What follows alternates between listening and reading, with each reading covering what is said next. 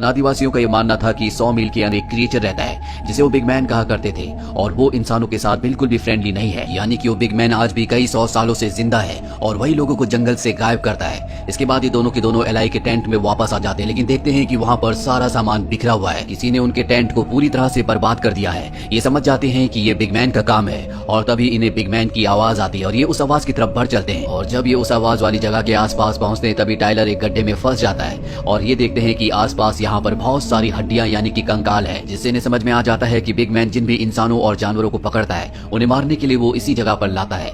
Ally Tyler की मदद करना चाहता है, लेकिन तभी पेड़ से कोई उसके पैर पर एक बड़ा पत्थर मारता है जिससे उसका पैर टूट जाता है।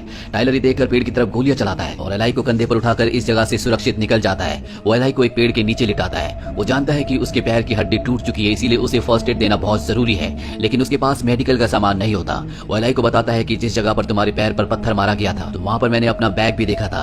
ये वही बैग है जब मैं नदी में अपनी पानी की बोतल भर रहा था तो किसी ने उसे चुरा लिया था और अब मुझे उस बैग को लाना होगा क्योंकि उसमें मेडिकल का सामान है। टाइलर एक बार फिर से उस जगह पहुंच जाता है जहां पर अभी अभी बिग मैन ने इनके ऊपर हमला किया था, लेकिन बिग मैन अब इस जगह पर नहीं होता, वो यहाँ से जा चुका होता है। टाइलर को अपना बैग यहाँ पर मिल जाता है, साथ ही उसे एक रिंग भी मिलती है और ये वही रिंग होती है जिसे आज से 1 साल पहले उसने नतालिया को शादी के लिए प्रपोज करने के लिए दी थी।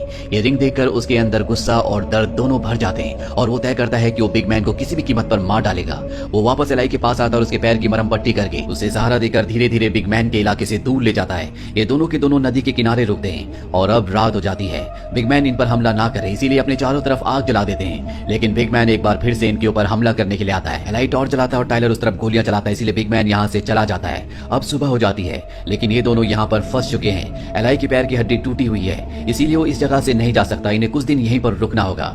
इनके पास खाने पीने का सामान नहीं होता, इसीलिए टाइलर नदी में मछलियां पकड़ता है और अब इनकी मुसीबत और भी ज्यादा बढ़ जाती है क्योंकि अब बर्फ पड़ना शुरू हो गई है। एलाई को पता है कि टाइलर उसकी वजह से जंगल में फंस चुका है, इसीलिए वो टाइलर से कहता है कि तुम यहाँ से निकल जाओ, मैं यहाँ पर ठीक हूँ। पर टाइलर साफ साफ मना कर देता है। वो कहता है कि मैं तुम्हें यहाँ अकेला छोड़कर कभी नहीं जाऊंगा।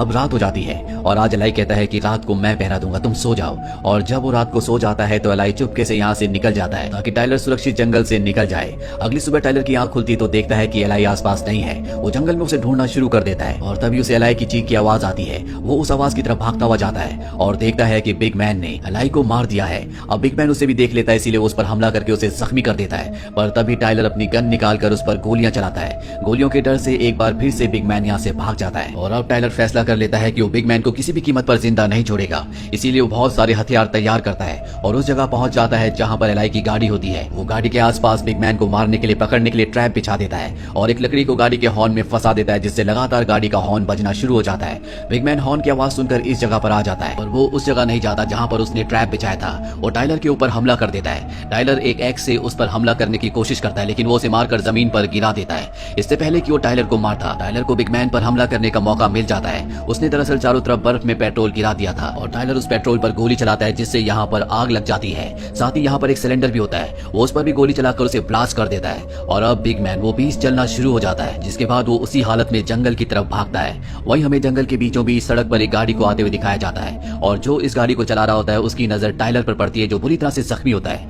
इसीलिए वो टाइलर को हॉस्पिटल ले आता है। जब उसकी आंखें खुलती है तो उसके सामने एक नर्स होती है और तभी यहाँ पर एक आदमी आता है जिसका नाम जैक्सन होता है, जो कि व्हील चेयर पर होता है और वो टाइलर से एक ही सवाल पूछता है, क्या तुमने उस बीस्ट को यानी कि बिग मैन को मार दिया? टाइलर कहता है कि मैंने उसे चाकू से मारा, उसे गोली मारी और फाइनली मैंने उसे जला दिया। दरअसल जैक्सन को भी बिग मैन के बारे में पता होता है और उसे अभी भी यकीन नहीं होता कि बिग मैन मारा गया। वो टाइलर को कहता है कि हम एक टीम है और मैं चाहता हूँ कि तुम भी इस टीम का हिस्सा बन जाओ ताकि एक बार फिर से हम जंगल में बिग मैन को मारने के लिए, उसे ढूंढने के लिए जाएं, ये कंफर्म करें कि वो सच में मारा गया। और इसी के साथ ये कहानी यहीं पर खत्म हो